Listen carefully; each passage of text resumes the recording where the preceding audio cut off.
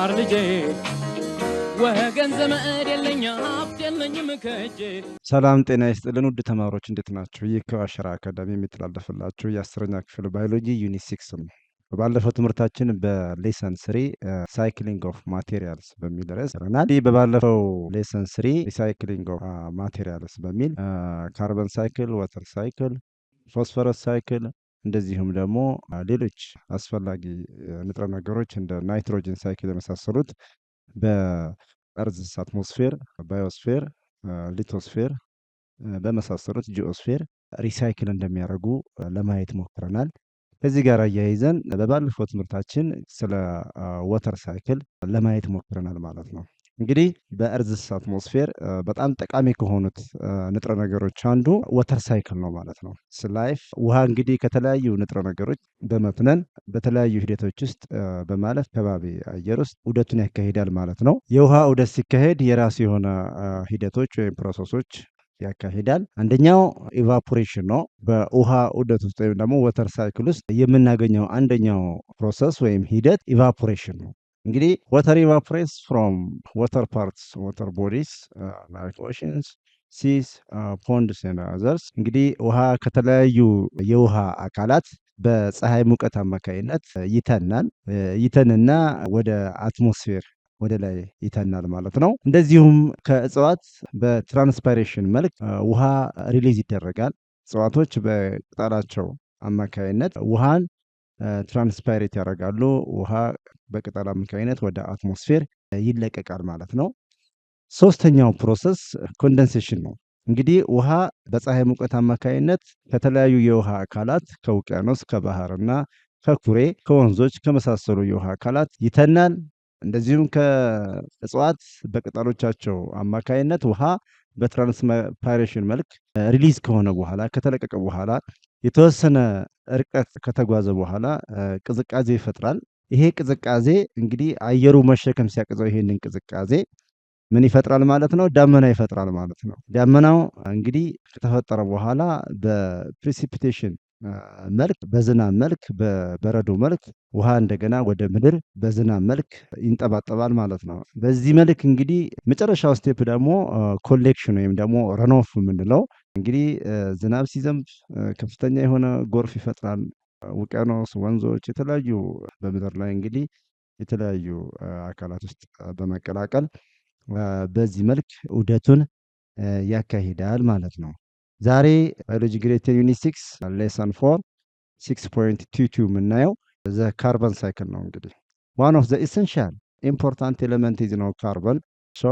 ካርበን ሳይክል እንግዲህ የካርበን ዑደት ምንድን ነው የሚለውን በዛሬው ትምህርታችን በሰፊው የምናይ ይሆናል ማለት ነው። we have lesson objective at the end of this lesson students will be able to draw and label the carbon cycle።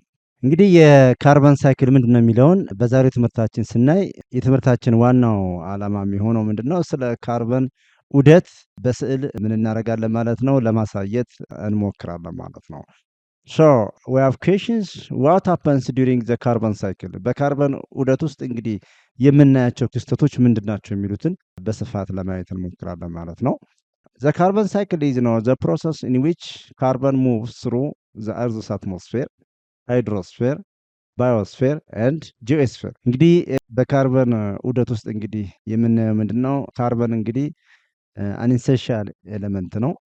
የካርበን ዑደት ስንል እንግዲህ ምንድነው? ካርበን በተለያየ እርዝ አትሞስፌር፣ ሃይድሮስፌር፣ ባዮስፌር እና ጂኦስፌር በመሳሰሉት ሂደት ውስጥ እንግዲህ ሙቭ የሚያደርግበት ሂደት ነው ማለት ነው። ካርበን እንደሚታወቀው እንግዲህ ኦርጋኒክ ሞሌኩሎች ውስጥ የምናገኘው በጣም ወሳኝ የሆነ ንጥረ ነገር ነው ማለት ነው። ይሄ ንጥረ ነገር እንግዲህ በተለያየ ከባቢ አየር ውስጥ በምድር ላይ በተለያየ ሊቪንግ ኦርጋኒዝሞች እና ነን ሊቪንግ ኦርጋኒዝሞች መካከል ሊንክ በመፍጠር ይንቀሳቀሳል ማለት ነው። እንደዚሁም ደግሞ ጥቅም ላይ በመዋል የራሱ የሆነ አስተዋጽኦ የሚወጣ ጠቃሚ ንጥረ ነገር ነው ማለት ነው። it involves the following steps. the carbon cycle involves the following steps. one of the main processes photosynthesis. እንግዲህ በዚህ በካርበን ዑደት ውስጥ የምናየው አንደኛው የመጀመሪያው ፕሮሰስ ፎቶሲንቴሲስ ነው። ይሄ ብርሃነ አጸግብሮት የምንለው ሂደት ነው። በዚህ በፎቶሲንተሲስ ሂደት ውስጥ ምንድነው የሚፈጠረው የሚለውን ስናይ plants absorb carbon dioxide from the air and they use it as raw material to make glucose. እንግዲህ photosynthesis ነው the process by which green plants and other green algae or cyanobacteria manufacture their organic food in the presence of sunlight and chlorophyll to manufacture glucose and ኦክሲጅን። በዚህ ሂደት ውስጥ እንግዲህ አረንጓዴ እጽዋትና ሌሎች አልጌ የመሳሰሉት ኦርጋኒዝሞች በፀሐይ ብርሃን አማካይነት የራሳቸውን ኦርጋኒክ የሆነ ፉድ የሚያዘጋጁበት ሂደት ነው። በዚህ ሂደት ውስጥ እጽዋቶች አረንጓዴ እጽዋት ካርበን ዳይኦክሳይድን ከከባቢ አየር አብዞርቭ ያደርጉና ግሉኮስን ማኑፋክቸር ያደርጋሉ ማለት ነው። በዚህ ወቅት እንግዲህ የካርበን ዳይኦክሳይድ ኮንሰንትሬሽን በአትሞስፌር ውስጥ ያለው የካርበን ዳይኦክሳይድ ኮንሰንትሬሽን መጠኑ እንዲቀንስ ያደርጋሉ። ምክንያቱም እንደ ሮ ማቴሪያል እንደ ግብአት ስለሚጠቀሙት ማለት ነው። እንግዲህ ካርበን ዳይኦክሳይድን በዚህ መልክ ካርበንን ይወስዱታል ማለት ነው። በዚህ ካርበን ዳይኦክሳይድ ውስጥ ሌላኛው ዘ ሰከንድ ፕሮሰስ ነው ሪስፓይሬሽን። ሪስፓይሬሽን አኒማልስ ሪሊዝ ካርበን ዳይኦክሳይድ ባክ ቱ አትሞስፌር ወን ዘ ብሪዝ ሪስፓየር በሚያደርጉበት ሰዓት እንግዲህ ፎቶሲንቴሲስ እና ይሄ ሪስፓይሬሽን ሪቨርስ ሪያክሽን ናቸው። እጽዋቶች ግሉኮስን ሲንተሳይዝ ያደርጋሉ። ካርበን ዳይኦክሳይድን ከአትሞስፌሩ ከከባቢ አየር በመውሰድ ግሉኮስን ማኒፋክቸር ያደርጋሉ። ኦርጋኒክ የሆነው ሞለኪውል ማኒፋክቸር ሲያደርጉ በሬስፓይሬሽን ሂደት ደግሞ እጽዋቶቹም ሆኑ እንስሳት ይሄንን ካርበን ዳይኦክሳይድ ሪሊዝ ያደርጋሉ ማለት ነው። ሪስፓየር በሚያደርጉበት ሰዓት፣ ብሪዝ በሚያደርጉበት ሰዓት ለምሳሌ እኛ የሰው ልጆች ከከባቢ ኢንሄል የምናደርጋቸው የምንወስዳቸው ጋዞች አሉ። ከነዚህ ጋዞች ውስጥ አንደኛው ኦክሲጅን ነው። 21% በከባቢ አየር ውስጥ እናገኘዋለን። ናይትሮጅን አለ ከ78 እስከ 80% የምናገኘው። ካርበን ዳይኦክሳይድ 0.04% እናገኘዋለን። ወተር ቬፐር የውሃ ተን የመሳሰሉትን እንወስዳለን። ከዛ በኋላ ኢንሄል ካደረግን በኋላ እንግዲህ የኦክሲጅን መጠን 21 የነበረው እኛ ኤክስሄል ስናደርግ ወይም እንደገና ወደ ውጭ ስናስወጣ የኦክሲጅን መጠን ከ21 ወደ 16% ይቀንስና የካርበን ዳይኦክሳይድ መጠን ደግሞ ከ0.04 ወደ 4% ይጨምርና የካርበን ዳይኦክሳይድ መጠን ወደ ውጭ ካርበን ዳይኦክሳይድን መጠኑን ጨምሮ ወደ ውጭ ኤክስሄል እናደርጋለን ማለት ነው። እኛ የተቃጠለ አየር ማለት ነው። እንግዲህ አፍተር ዘ ፕሮሰስ ኦፍ ፉድ ኦክሲዴሽን ምግብ ከተቃጠለ በኋላ ከተፈጨ በኋላ እንግዲህ ኦክሲጅን ስራ ላይ ይውላል። የምግብ ልመት ለማካሄድ የምንጠቀመው አንደኛው ፎር ኦክሲዴሽን ኦፍ ፉድ ኦክሲጅን ያስፈልጋል። ከዛ በኋላ እንደ ተረፈ ምርት የምናገኘው ምንድን ነው? በሪስፓይሬሽን ሂደት ውስጥ እንግዲህ ሁለት አይነት ሂደቶች አሉ። ኤሮቢክ ሪስፓይሬሽን እና አኔሮቢክ የምንላቸው አሉ ማለት ነው። በዚህ ሂደት ውስጥ የምናገኘው ምንድን ነው? ካርበን ዳይኦክሳይድ ነው። አስ ባይ ፕሮዳክት የምናገኘው ካርበን ዳይኦክሳይድ ነው። ለከባቢ አየር ደግሞ እኛ ይህንን ካርበን ዳይኦክሳይድ እንለቃለን ማለት ነው። እጽዋቶችም እንደዚሁ በተመሳሳይ ሁኔታ ሪስፓየር በሚያደርጉበት ወቅት ካርበን ዳይኦክሳይድን ወደ ከባቢ አየር ሪሊዝ ያደርጋሉ ማለት ነው። ዘ ሰርድ ፕሮሰስ ነው ዲኮምፖዚሽን ዌን ኦርጋኒዝምስ ዴይ ዲኮምፖዘርስ ብሬክ ዳውን ዜር ቦዲስ ሪሊዚንግ ካርበን ዳይኦክሳይድ ኢንቱ ዘ ኤር ኦር ስቶሪንግ ካርበን ኢን ዘ ሶይል። ሌላኛው ሂደት እንግዲህ ከፎቶሲንተሲስ ሪስፓይሬሽን ቀጥሎ የምናገኘው የዲኮምፖዚሽን ፕሮሰስ ነው። እንግዲህ እጽዋትም ሆኑ እንስሳት በሚሞቱበት ወቅት በተለይ እነዚህ ዲኮምፖዘርስ የምንላቸውን ባክቴሪያና ፈንገስ የመሳሰሉት እነዚህን የሊቪንግ ኦርጋኒዝም አካላት ዲኮምፖዝ ያደርጉታል፣ ያፈራረሱታል ማለት ነው። እነዚህ ኦርጋኒዝሞች ያው ኤክስትራሴሉላር ዳይጀሽን በመጠቀም ኤንዛይም ያመነጫሉ። አንድ ኦርጋኒዝም አንድ እንስሳ ከሞተ በኋላ ሰውነቱ በተወሰነ ቀናት ውስጥ ሊፈራረስ ይችላል። ያ ሊሆን የቻለው በእነዚህ በአበስባሽ ወይም ደግሞ ዲኮምፖዘርስ እነ ፈንገስ እና እነ ባክቴሪያ ያንን አካል ስለሚያፈራርሱት ነው ማለት ነው። በዛን ሰዓት ካርበን ዳይኦክሳይድ ከነዚህ ኦርጋኒክ ፓርት ወደ አትሞስፌር በካርበን ዳይኦክሳይድ መልክ ሊለቀቅ ይችላል ማለት ነው። ወይም ደግሞ በካርበን መልክ በአፈር ውስጥ ምን ይሆናል? ስቶር ይሆናል ማለት ነው። ዘ ፎርዝ ፕሮሰስ ነው ኮምበንሽን። እንግዲህ አንድ ነገር ሲቃጠል በርኒንግ ፎሲል ፊውልስ ነው፣ ኮል፣ ኦይል፣ ጋዝ ሪሊዝ ነው ስቶርድ ካርበን ባክ ኢንቱ ዘ አትሞስፌር አስ ካርበን ዳይኦክሳይድ። የሆነ ነገር ሲቃጠል እንግዲህ በአትሞስፌር ውስጥ ስቶርድ ሆኖ የነበረው ካርበን አንድ ነገር ሲቃጠል ወዴት ይቀየራል ማለት ነው? ወደ ካርበን ዳይኦክሳይድ ይቀየራል ማለት ነው። ወደ ካርበን ዳይኦክሳይድ ከተቀየረ በኋላ ወዴት ነው የሚለቀቀው? ወደ አትሞስፌር ነው የሚለቀቀው። ወደ አትሞስፌር ይለቀቅና እንግዲህ የካርቦን ዳይኦክሳይድ መጠን በከባቢ አየር ውስጥ ምን ይሆናል ማለት ነው? እየጨመረ ይሄዳል ማለት ነው። እንግዲህ እየጨመረ የሚሄደው የካርቦን ዳይኦክሳይድ መጠኑ እንዲቀንስ ከፍተኛ አስተዋጽኦ የሚያደርጉት ደግሞ አረንጓዴ እጽዋት ናቸው። አረንጓዴ እጽዋትና አረንጓዴ አልጌዎች ምግባቸውን በሚያዘጋጁበት ወቅት በፎቶሲንቴሲስ ሂደት የካርቦን ዳይኦክሳይድን ልቀት ካርቦን ዳይኦክሳይድን አብዞርቭ በማድረግ ከአትሞስፌሩ በመውሰድ የካርቦን ዳይኦክሳይድን ልቀት መጠን ሊቀንሱ ይችላሉ ማለት ነው። ዘያዘር ፕሮሰስ ዘ ፊዝ ስቴፕ ኦሽን አፕቴክ ኦሽንስ አብዞርብ ካርቦን ዳይኦክሳይድ ፍሮም ዘ ኤር ዌር ኢት ኢዝ ዩዝድ ባይ ማራይን ኦርጋኒዝምስ ኦር ስቶርድ አስ ካርቦኔት ሴዲመንት። እንግዲህ ሌላኛው የመጨረሻው ስቴፕ ምንድን ነው? ውቅያኖሶች እንግዲህ በከባቢ አየር ውስጥ ያለውን የካርቦን ዳይኦክሳይድ ምን ያደርጋሉ? አብዞርቭ ያደርጉታል ማለት ነው። ምክንያቱም በውቅያኖስ ውስጥ ወይም በውሃ አካላት ውስጥ በተመሳሳይ ሁኔታ ልክ እንደ የብስ ስርዓተ ምህዳር ውስጥ ብርሃን አጸግብሮት ይካሄዳል ማለት ነው። ፎቶሲንቴሲስ ያካሄዳሉ። በመጠኑም ቢሆን ፎቶሲንቴሲስ በመካሄድ ምግባቸውን ያዘጋጃሉ ማለት ነው። በዚህ ሂደት ውስጥ እነዚህ እንግዲህ ውቅያኖሶች የተለያዩ የውሃ አካላት በከባቢ አየር ውስጥ ያለውን ካርቦን ዳይኦክሳይድ ምን ያደርጉታል ማለት ነው? አብዞርቭ ያደርጉታል ማለት ነው። ሶ የዚህ የካርበን ዑደት ምንድነው ጠቀሜታ የሚለውን ስናይ ምንድነው አስተዋጽኦ የሚያደርገው ለከባቢ አየር ለአትሞስፌሩ የሚለውን ስናይ ዚስ ሳይክል ሄልፕስ አርዝስ ክላይሜት ኤንድ ሜንቴንስ ዘ ባላንስ ኦፍ ካርበን ነሰሰሪ ፎር ላይፍ። እንግዲህ ይሄ ካርበን በጂኦስፌር፣ በባዮስፌር፣ በሊቶስፌር፣ በአትሞስፌር ውስጥ ዑደቱን በሚያካሄድበት ወቅት እንግዲህ የራሱን የሆነ ተፈጥሮ ሚዛኗን ጠብቃ እንድትሄድ ለህይወት የሚያስፈልገው የካርበን መጠን ባላንስ እንዲሆን ያደርጋል ማለት ነው። የራሱን አስተዋጽኦ ያደርጋል ማለት ነው። ስለ ካርበን ዑደት ወይም ደግሞ ካርበን ሳይክል ስናይ እንግዲህ ይህን ይመስላል ማለት ነው። እዚጋ እንደምትመለከቱት እዚጋ የፀሐይ ብርሃን አለ፣ የፀሐይ ሙቀት አለ።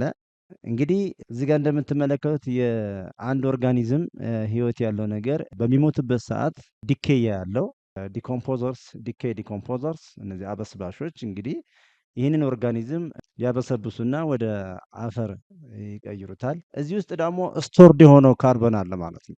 በአፈር ውስጥ እንግዲህ ካርበን ስቶርድ ሆኖ እናገኘዋለን። በሬስፓይሬሽን ፕሮሰስ ይሄ ስቶርድ የሆነው ካርበን ወዴት ይለቀቃል ማለት ነው? ወደ አትሞስፌር፣ ወደ እርዝስ አትሞስፌር ሪሊዝ ይደረጋል። እነዚህ ደግሞ ኦርጋኒዝሞች ህይወት ያላቸው እንስሳት፣ ሌሎች ፍጥረታት ፕላንትስ ሪስፓየር በሚያደርጉበት ሰዓት ቅድም ለማየት እንደሞከር ነው በሪስፓይሬሽን ፕሮሰስ እንግዲህ አንደኛው የምናገኘው ፕሮዳክት ምንድን ነው? ካርቦን ዳይኦክሳይድ ነው አንደኛው ፕሮዳክት ማለት ነው።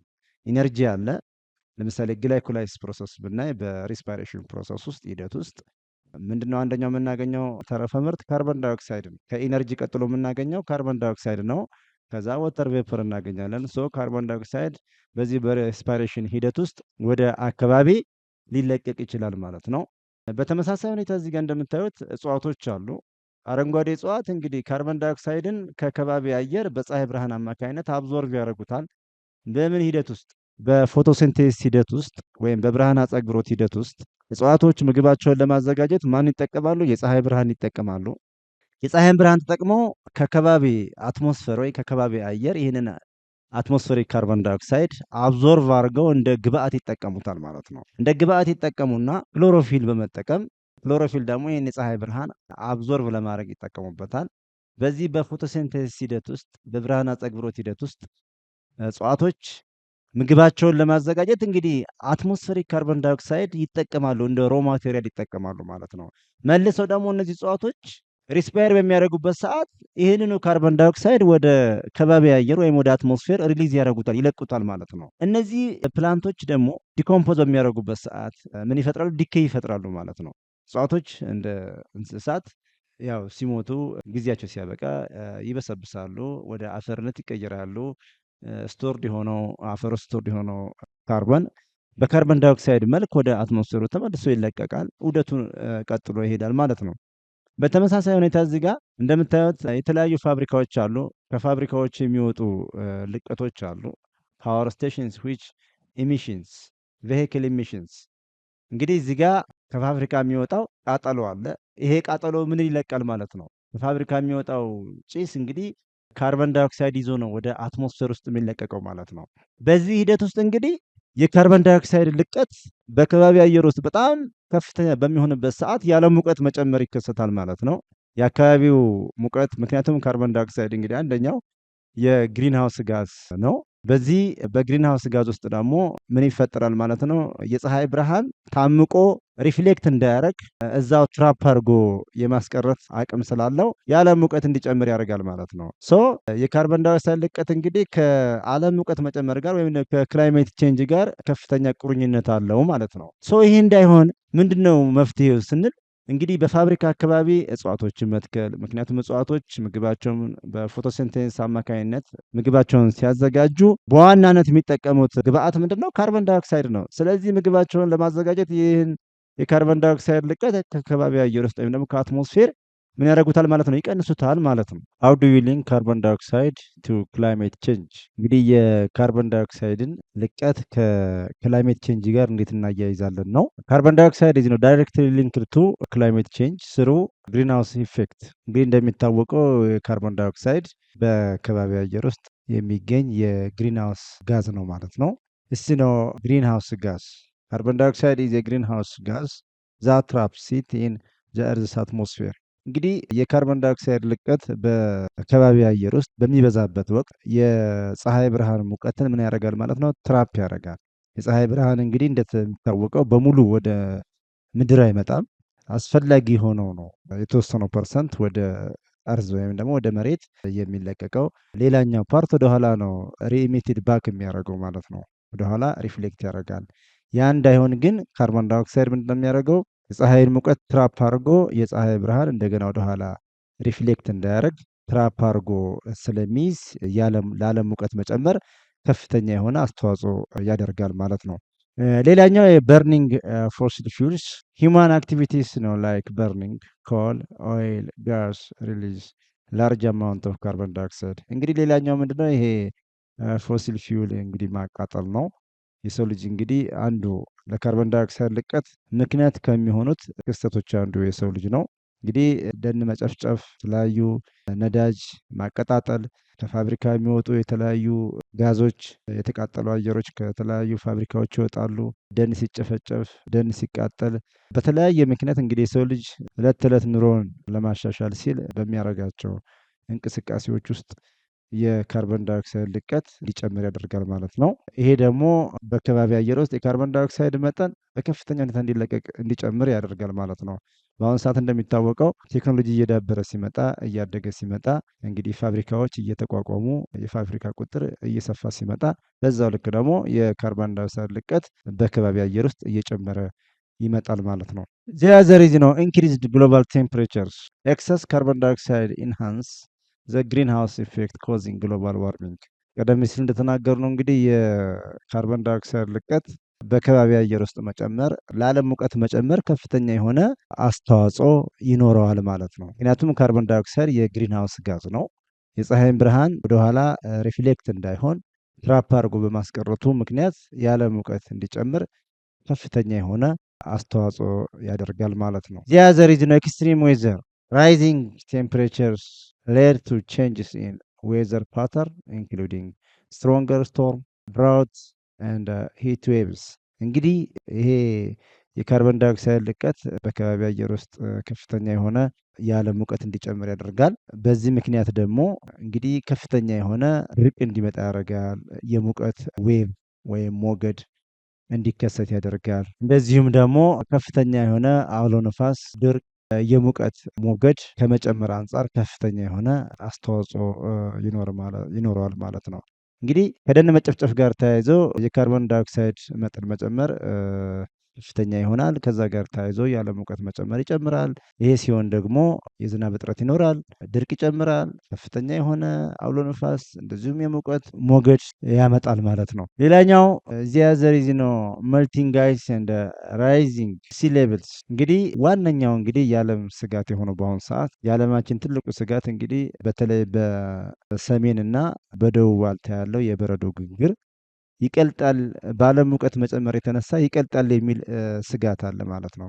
እንደሚታወቀው ዓለማችን 3/4 የሚሆነው በውሃ የተሸፈነ ነው። 25% ወይም 1/4 የሚሆነው ደግሞ የብስ የደረቁ መሬት የምንለው ማለት ነው። በዚህ የዓለም ሙቀት መጨመር ምክንያት ከፍተኛ የሆነ የዓለም ሙቀት መጨመር በዚህ በሰሜንና በደቡብ ዋልታ ያለውን የበረዶ ግግር ያቀልጠዋል የሚል ስጋት ነው። ይሄ በረዶ ሲቀልጥ ደግሞ ቀጥታ የት ነው የሚገባው? ውቅያኖስና ባህር ነው። የእነዚህ የውቅያኖስና የባህር መጠን ሲጨምር ደግሞ ይህንን ላንድ ሎክድ ኤሪያ ወይም ደግሞ ይሄ ደረቁን መሬት ይሸፍነዋል ማለት የብሱን ይሸፍነዋል የሚል ስጋት ነው ማለት ነው በአሁኑ ሰዓት። ለዚህ ነው እንግዲህ ግሪን ኤሪያ ላይ ፎከስ አድርገን ይሄ ከአሁን በፊት የምናውቀው ይሄ ኪዮቶ ፕሮቶኮል የሚባለው አንዱ እንግዲህ ግሪን ኤሪያ እንደገና ደን ሪሃቢሊቴት የማድረግ ስራ መሰራት አለበት ነው። በየትኛውም ዓለም በአሁኑ ሰዓት አጀንዳ ተደርጎ እየተሰራ ያለው ምንድን ነው? የደን ልማት ነው ማለት ነው። ይህንን የዓለም ሙቀት መጨመር ስጋት ለመቀነስ በዓለማችን ላይ ከፍተኛ የሆነ የደን ልማት እየተሰራ ይገኛል ማለት ነው፣ ሀገራችንን ጨምሮ ማለት ነው። እንግዲህ በአሁኑ ሰዓት ደን በተለያየ አካባቢ በአዲስ መልክ እንዲለማ እየተደረገ ነው ማለት። እንግዲህ ተማሪዎች የዛሬው ትምህርታችን በዚህ ይጠናቀቃል። ይህንን ትምህርት ስትከታተሉ ሰብስክራይብ፣ ላይክ፣ ሼር አድርጉ። መረጃውን ለጓደኞቻችሁ አድርሶ በቀጣይ ሌሰን እስከምንገናኝ ሰላም ሁኑ።